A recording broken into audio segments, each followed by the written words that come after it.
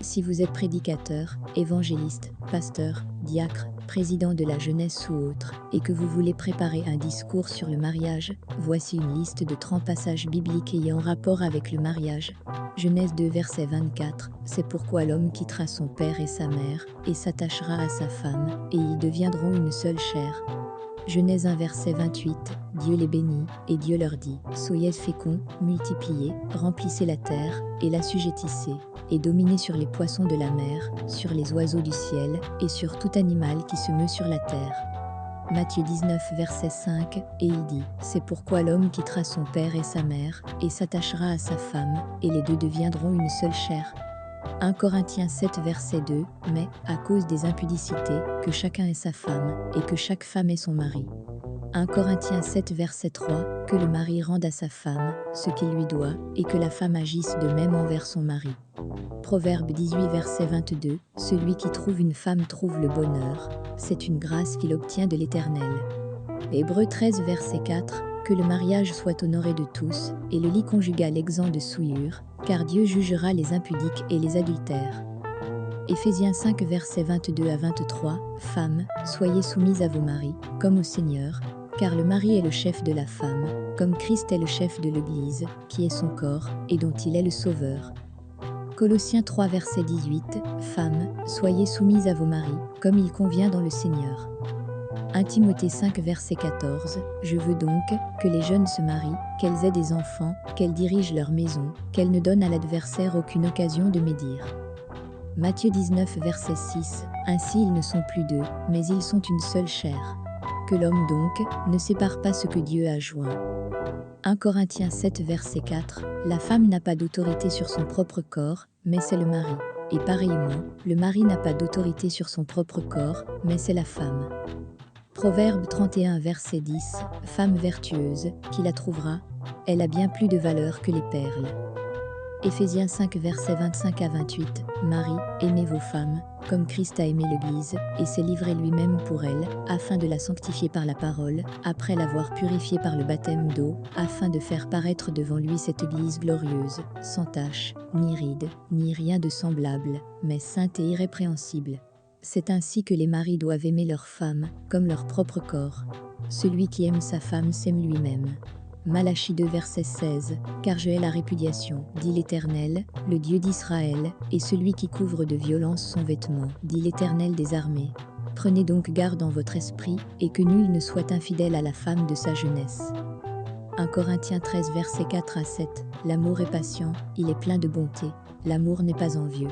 L'amour ne se vante pas, il ne s'enfle pas d'orgueil, il ne fait rien de malhonnête, il ne cherche pas son intérêt, il ne s'irrite pas, il ne soupçonne pas le mal, il ne se réjouit pas de l'injustice, mais il se réjouit de la vérité.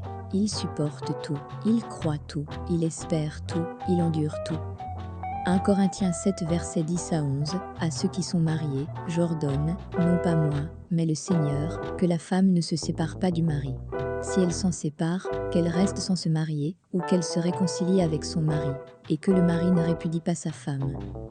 1 Pierre 3 verset 7, Marie, montrez à votre tour de la sagesse dans vos rapports avec vos femmes, comme avec un sexe plus faible, honorez-les, comme devant aussi hériter avec vous de la grâce de la vie.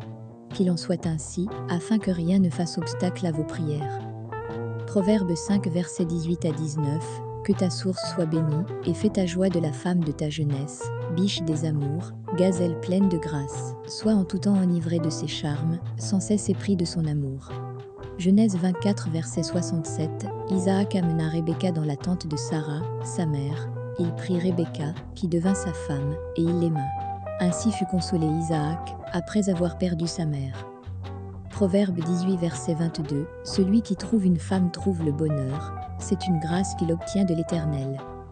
1 Corinthiens 7 verset 39, une femme est liée aussi longtemps que son mari est vivant, mais si le mari meurt, elle est libre de se marier à qui elle veut, seulement, que ce soit dans le Seigneur.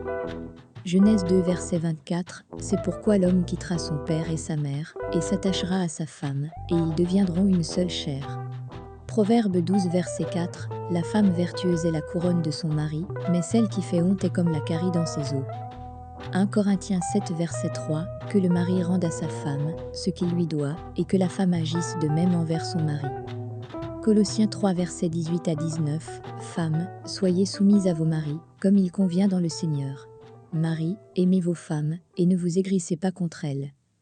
1 Corinthiens 7 verset 16. Car que sais-tu, femme, si tu sauveras ton mari? Ou que sais-tu, mari, si tu sauveras ta femme?